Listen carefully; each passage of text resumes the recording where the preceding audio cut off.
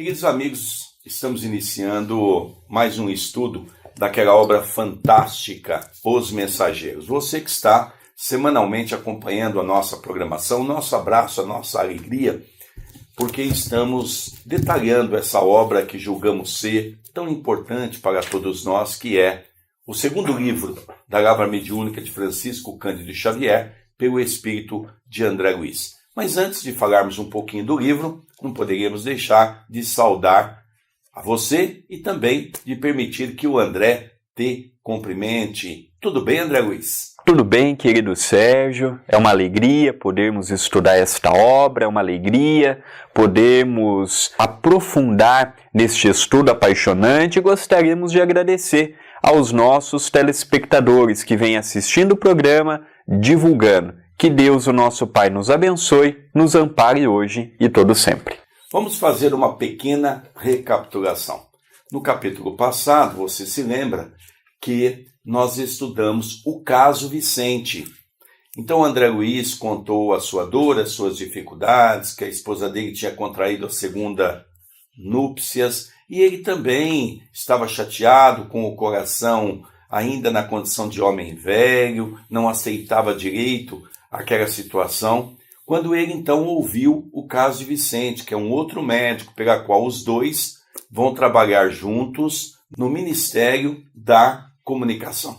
Você se lembra também que quando Vicente começa a narrar a sua história, que a sua esposa, juntamente do seu irmão, fizeram toda uma manobra para que ele desencarnasse, para que os dois ficassem juntos. Então nós já vimos toda essa história. Agora eles já foram apresentados um ao outro. Um passou a conhecer o drama do outro. Agora nós vamos ver os dois juntos receber a orientação de Aniceto para continuar a sua caminhada à busca do entendimento das coisas que tangem o mundo físico e o mundo espiritual. O quinto capítulo é Ouvindo Instruções. Vamos iniciar. No grande salão, Aniceto esperava-nos acolhedor. Fileiras enormes de assistentes enchiam o espaço vastíssimo. Homens e mulheres, aparentando idades diversas, permaneciam recolhidos, a demonstrar, porém, expectativa e interesse. Hoje, explicou o nosso orientador, dirigindo-se a Vicente de maneira particular.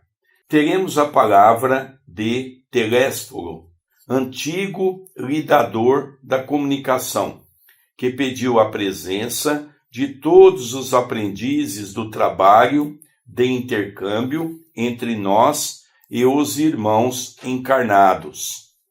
Sentamo-nos confortavelmente, aguardando por nossa vez. Daí a minutos, Telésforo penetrava no recinto, sob harmoniosas vibrações de simpatia geral. Aniceto e outros instrutores instalaram-se ao lado dele, em torno da mesa nobre, onde se localizava a direção da Assembleia.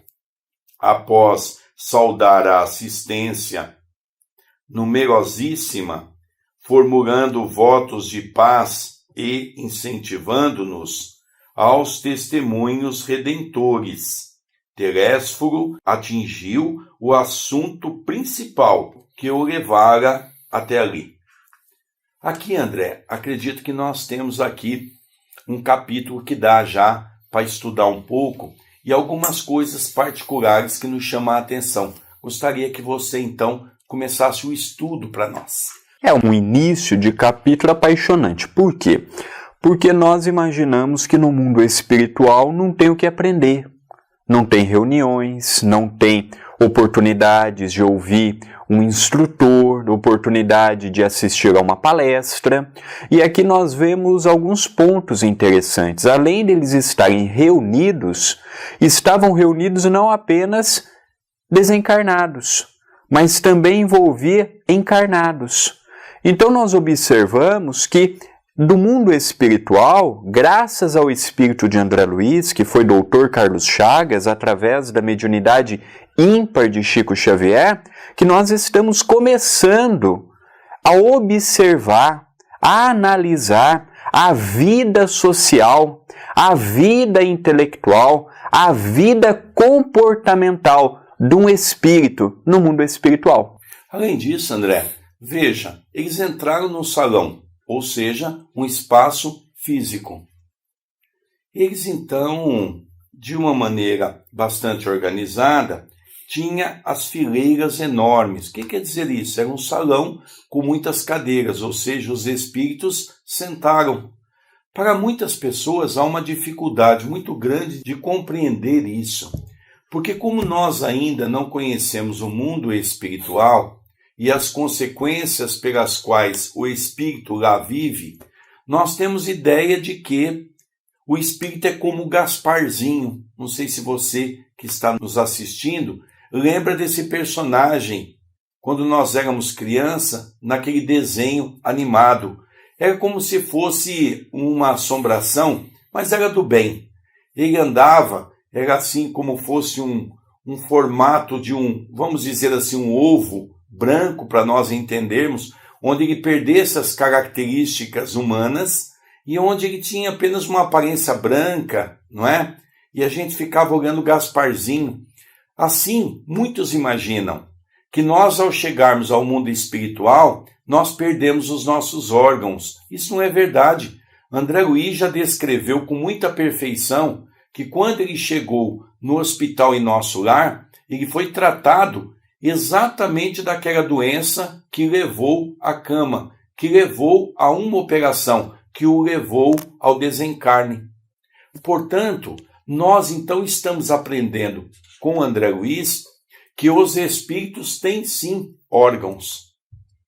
Mas na doutrina espírita, na codificação, ora, nós temos que ler as revistas espíritas.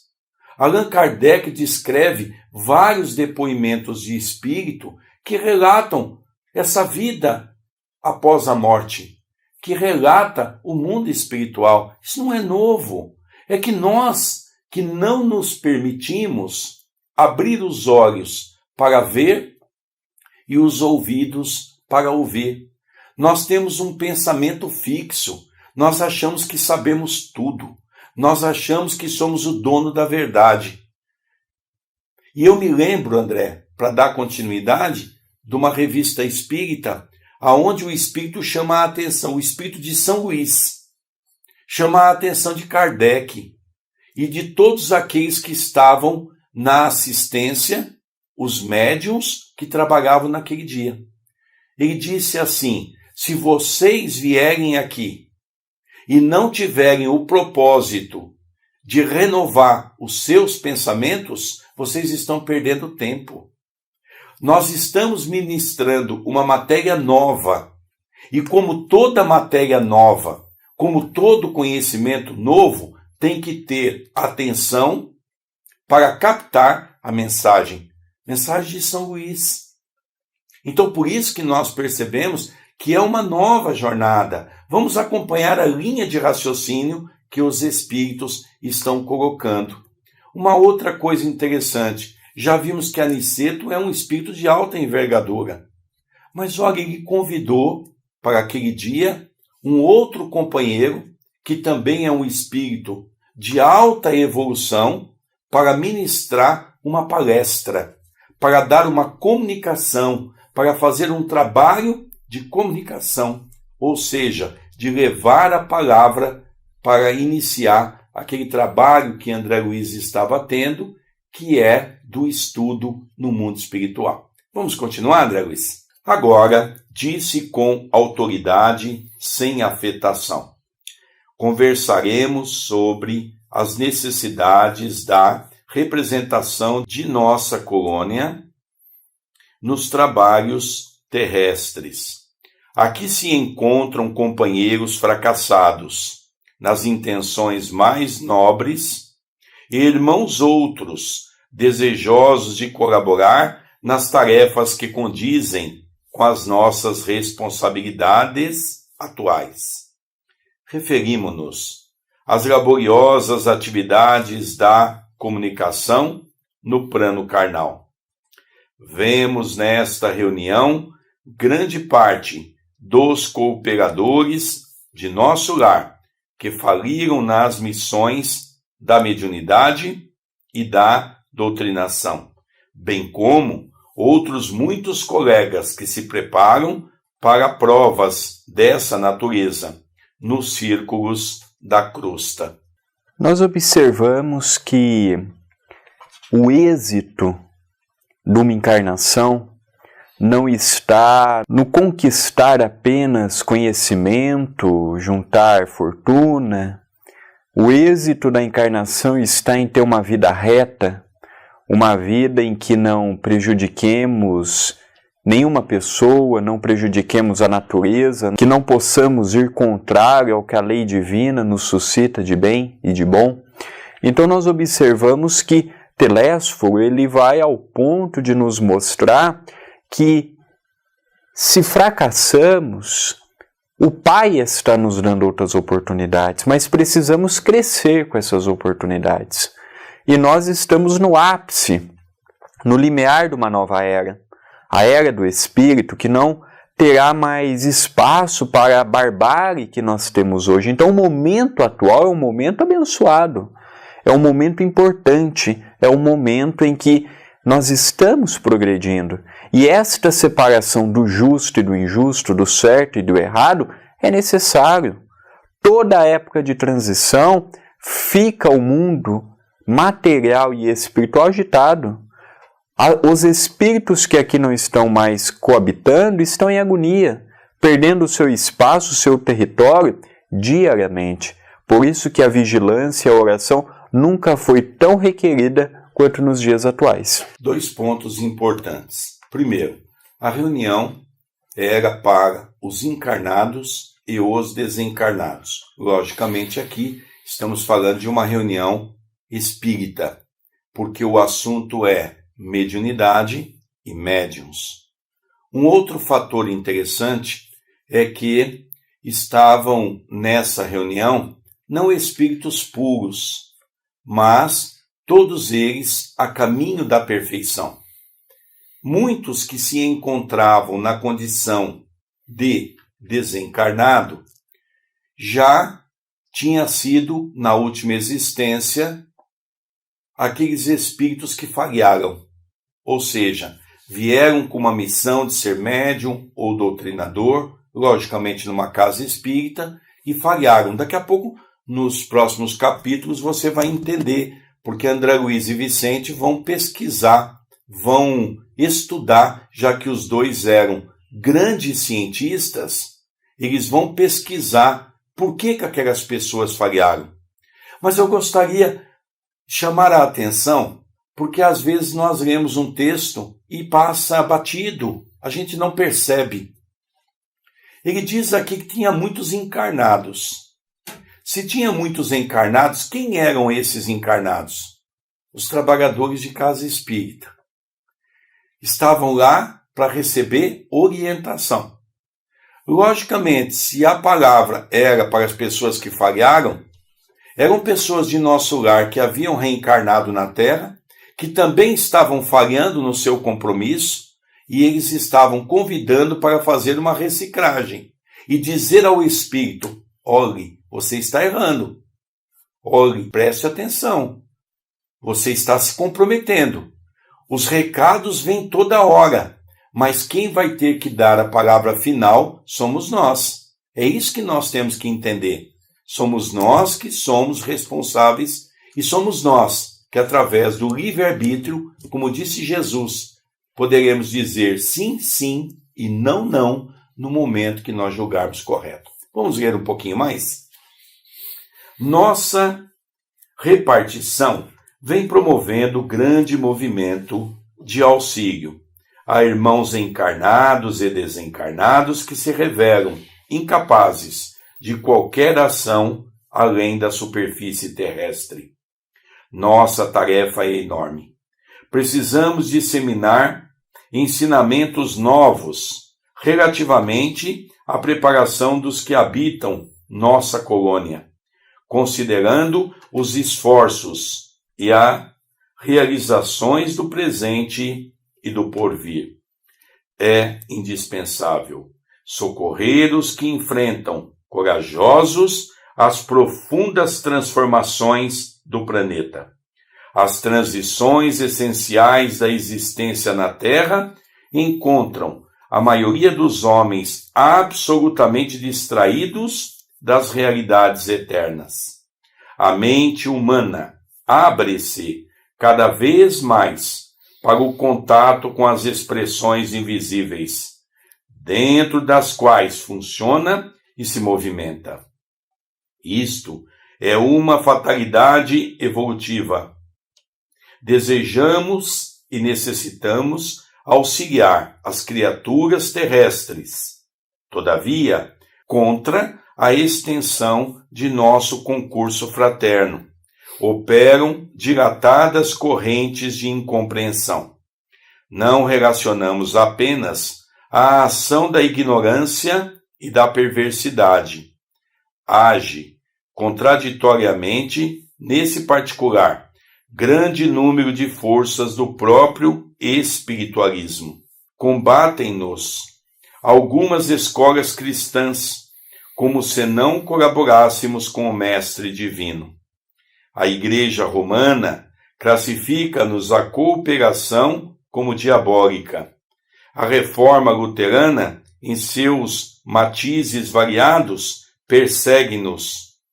A colaboração amistosa e há correntes espiritualistas de elevado teor educativo que nos malzinam a influência por quererem o homem aperfeiçoado de um dia para o outro, rigorosamente redimido a golpe instantâneo da vontade, sem realização metódica. O que nós podemos observar com estas palavras, considerações e afirmações de Telésforo? Que quando nós estamos na Terra, quando nós estamos num corpo físico, é muito fácil nós nos iludirmos pelo que as correntes religiosas, por exemplo, nos falam. Dentro do próprio Espiritismo, nós não podemos esquecer que Allan Kardec nos dá o maior título que um religioso pode ter, a fé raciocinada. O que isso quer dizer? Que nós podemos pensar, analisar, reciclar, sem dependermos do que o outro diz, do que o outro pensa, do que o outro ensina. Então nós observamos que o Espiritismo era encarado, quando esta obra foi escrita, de uma maneira diferente que é encarada hoje, muito graças a Chico Xavier. Se hoje o Espiritismo é respeitado, se hoje o Espiritismo é desassociado de práticas da Umbanda, do Candomblé, é graças ao trabalho de Chico Xavier, mostrando que em matéria de espiritismo existe fenômeno, existe mediunidade, mas existe estudo, existe também aperfeiçoamento na letra e não apenas no contato com os espíritos amigos.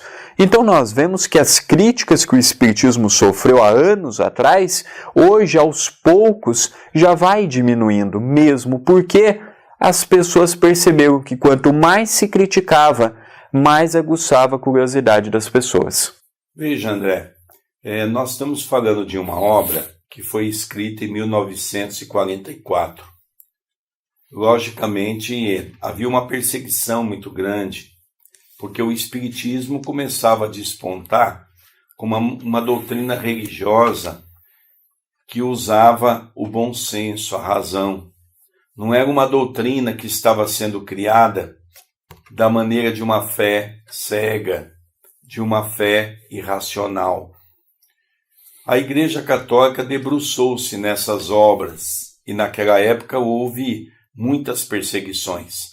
Nós conhecemos a história de Chico Xavier a partir de 1927, quando ele tinha 17 anos de idade, e quando ele diz ser espírita por convicção, logicamente a igreja começou a persegui-lo, excomungou, perseguiu toda a família.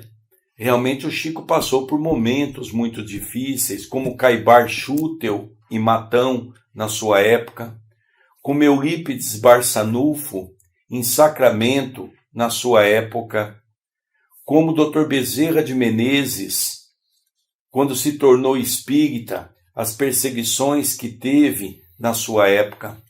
Então, quase todos aqueles que foram espíritas nesta época, ou antes desta época, ou até mesmo um pouco depois desta época, logicamente passaram por demonstrações de fé e de testemunho que tinha essa necessidade.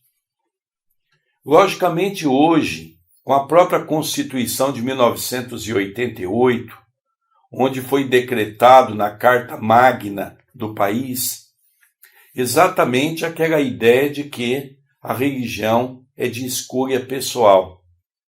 Então, se há hoje um respeito, se há hoje uma tolerância pela própria lei, e as pessoas também começaram a entender que eu não sou obrigado a comungar a religião do próximo. Eu posso ter a minha religião, na qual todos nós passemos a nos respeitar uns aos outros. Também até hoje, ainda há por parte de uma segmentação evangélica muita perseguição pelo nosso trabalho.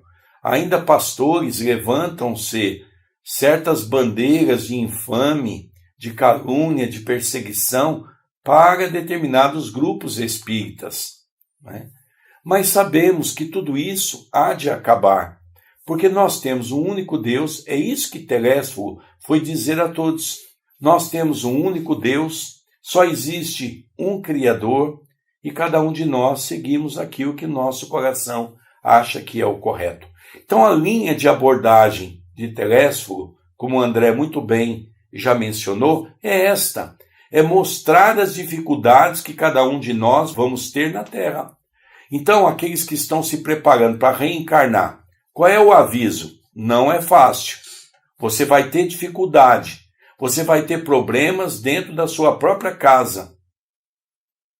Você vai ter problema no seu trabalho. Você vai ter problema na sociedade. Porque as pessoas ainda não estão preparadas. Aqueles que estão no corpo diziam, vocês que já estão aí, firme no trabalho, força, não deixe se levar pelas dificuldades.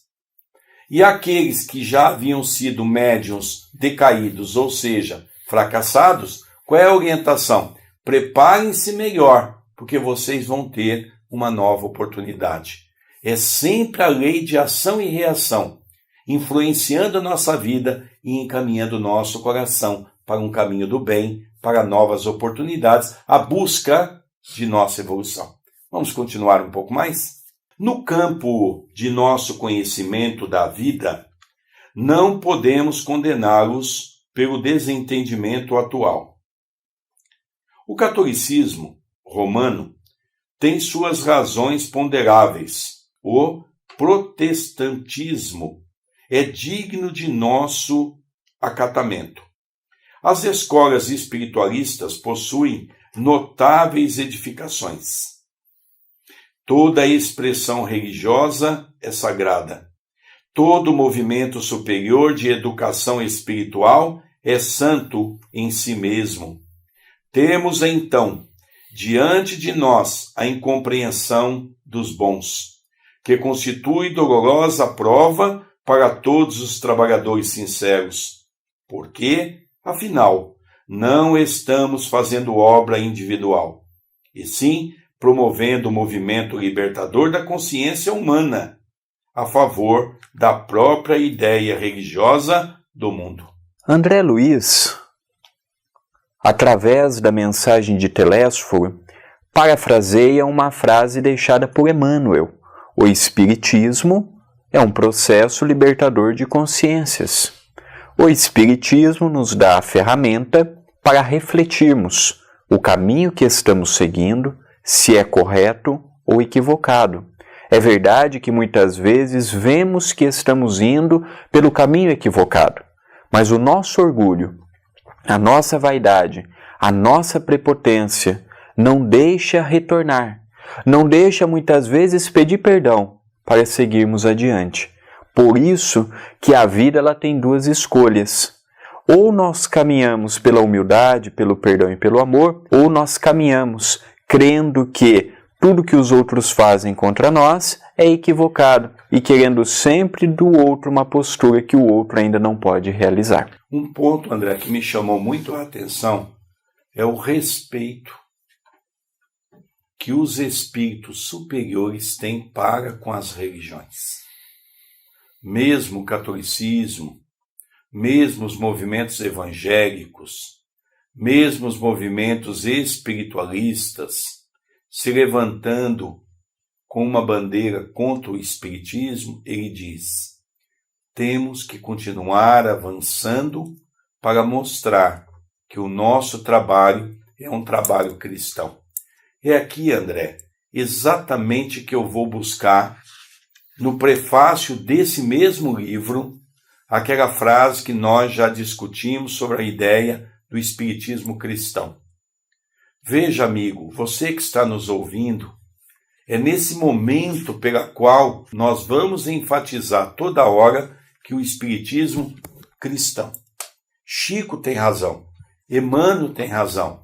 As pessoas têm que ver o espiritismo não como uma doutrina diabólica, mas como uma doutrina cristã. Ah, o espiritismo é cristão? Tem o Cristo? Deixa eu conhecer essa doutrina. Quantos vieram para a doutrina desta maneira? E ainda eu ouço no movimento espírita as pessoas, em vez de trabalharem, de se preocupar com o bem, de se preocupar em ler obras, pessoas pegando palavras para questionar, pessoas pegando palavra para debater se Chico estava certo, se Chico estava errado, se nós estamos certos, se nós estamos errados. Esqueça as palavras. Uma palavra, às vezes, não modifica um quadro. Uma palavra, às vezes, é feita com amor. Não quer dizer que essa palavra é oriunda do catolicismo. Eu me lembro, André, e já disse isso no nosso programa, que o Chico tinha o hábito de dizer: o culto do evangelho no lar. Vocês não têm noção que o Chico sofria por conta disso. Olha, o Chico não pode dizer isso, porque culto é derivado da igreja romana, da igreja católica. Olha que absurdo essas coisas.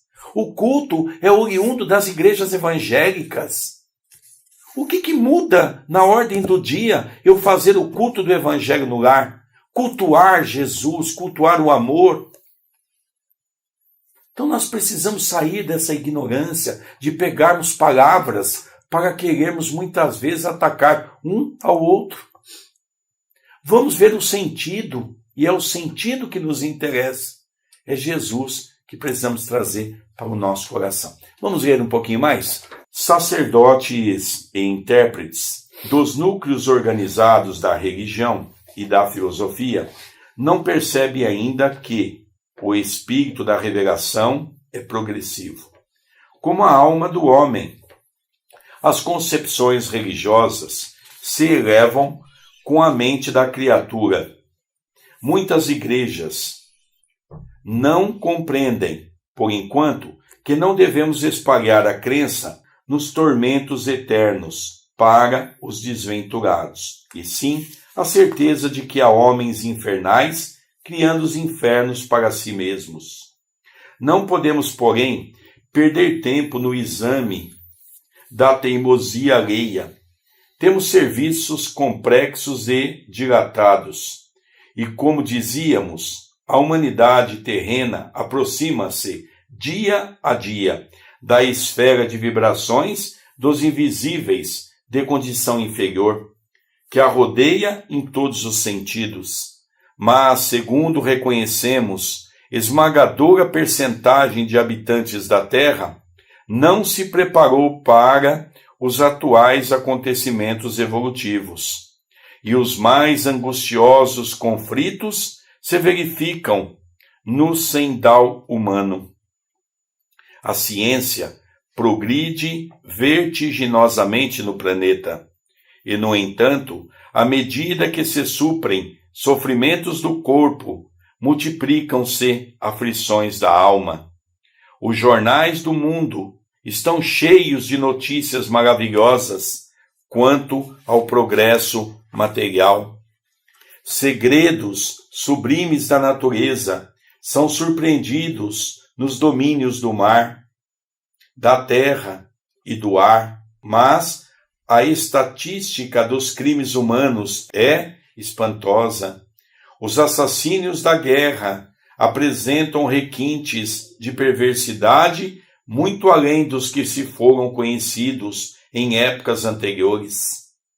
Os homicídios, os suicídios, as tragédias conjugais, os desastres do sentimento, as greves, os impulsos revolucionários da indisciplina, a sede de experimentação inferior, a inquietação sexual, as moléstias desconhecidas, a loucura invadem os lares humanos. Não existe, em país algum, preparação espiritual bastante para o conforto físico.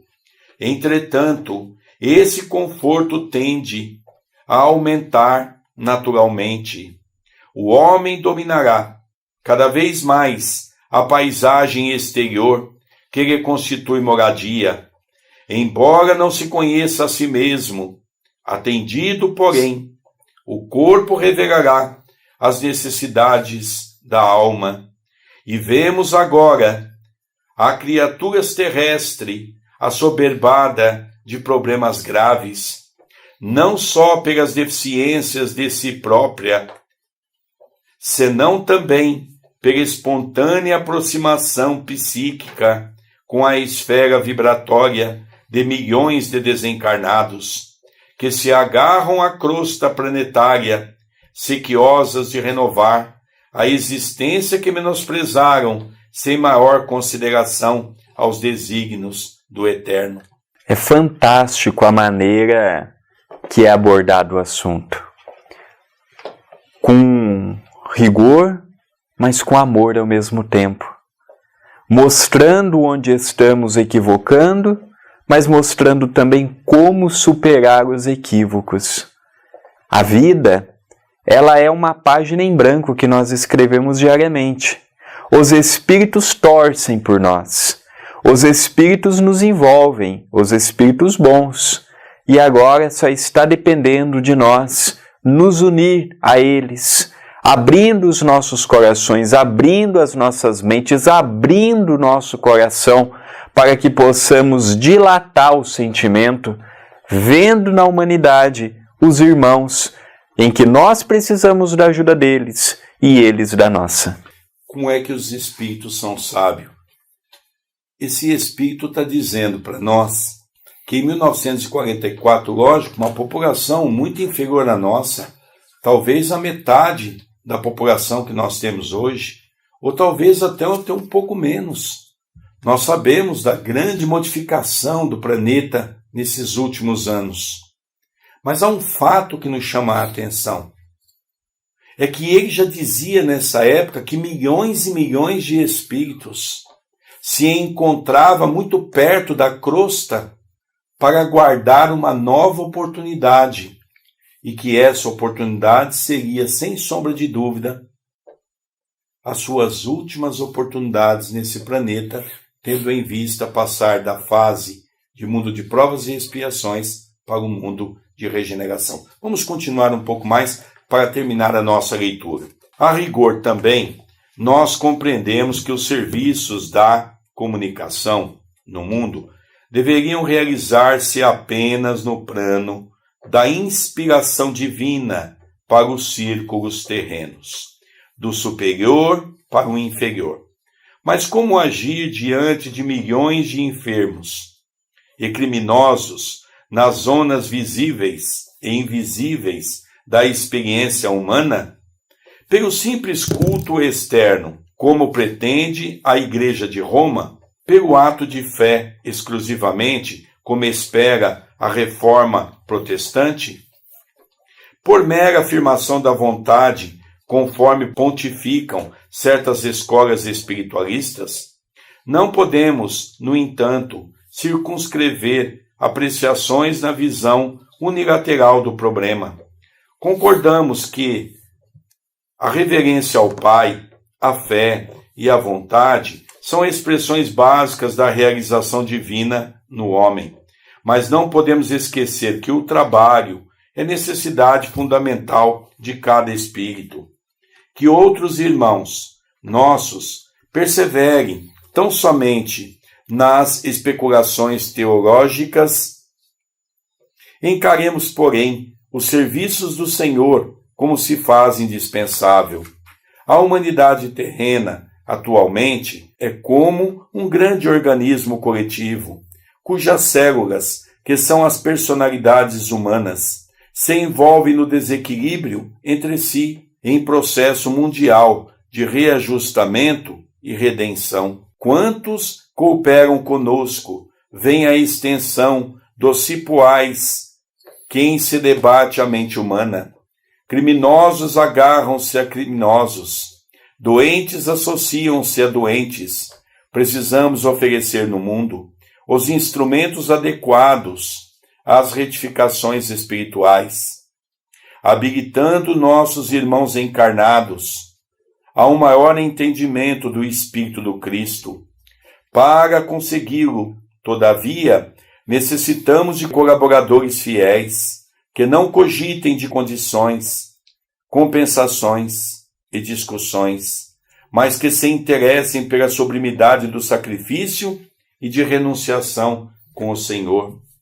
A essa altura, Telésforo interrompeu a lição e curso, e fixando o olhar percussiente na assembleia, tornou em voz mais alta: quem não deseje servir, procure outros gêneros de tarefa.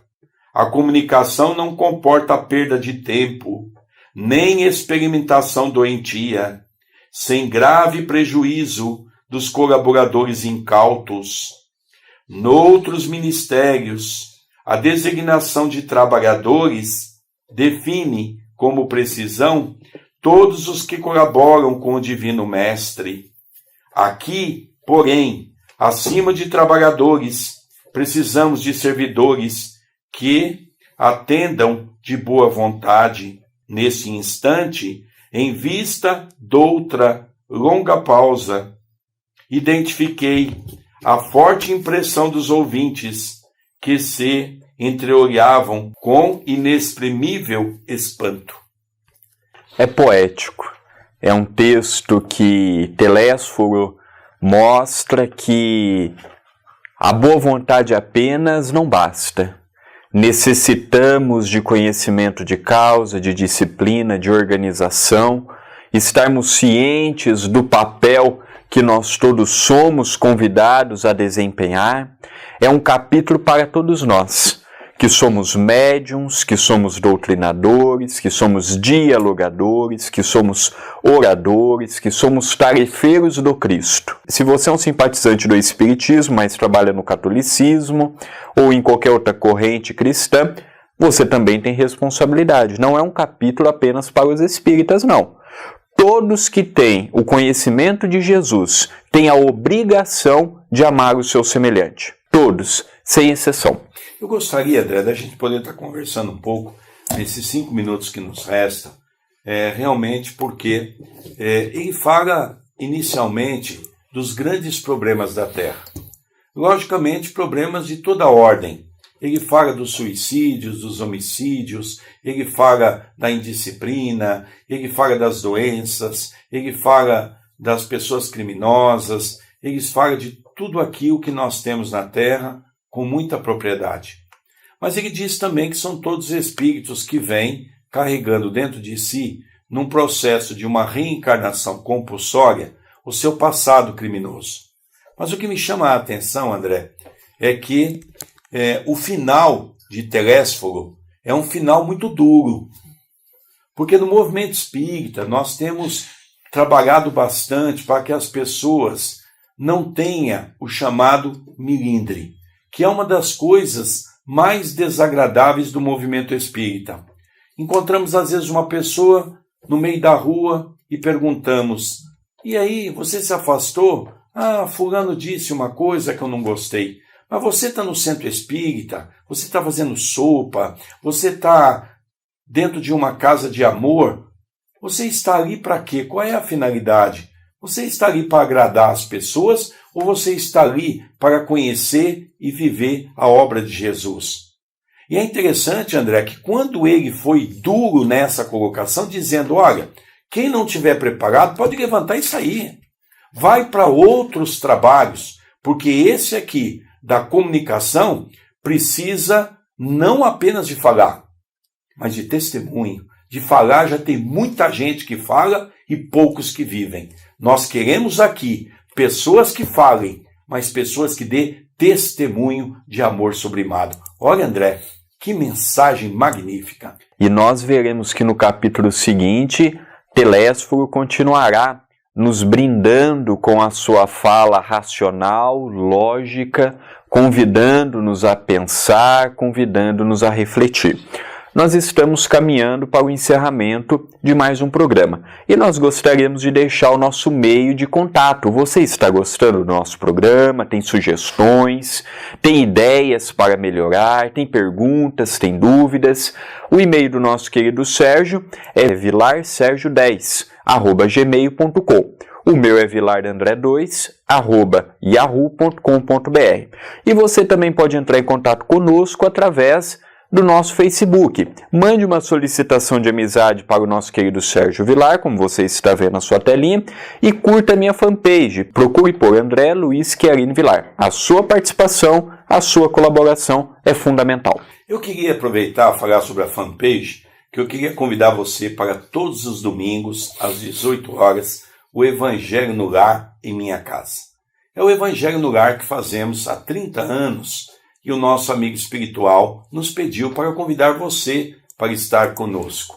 Então nós fazemos ao vivo pela fanpage do André, muito simples, você só curte a fanpage dele e a partir daquele momento você vai estar sempre recebendo informações daquilo que está acontecendo em nossos trabalhos, mas poderá participar desse momento maravilhoso que é o Evangelho no Lar, abrindo a nossa casa para ser a extensão da sua casa. Participe, será muito importante para nós. Queridos amigos, vamos encerrando o programa do livro Os Mensageiros, pela TV A Caminho da Luz. O nosso beijo carinhoso e o abraço no seu coração. Um beijo a todos, fiquem com Deus. Semana que vem vamos dar continuidade neste estudo apaixonante do livro Os Mensageiros. Então, o nosso beijo carinhoso, que Jesus nos abençoe e nos proteja. Continue conosco.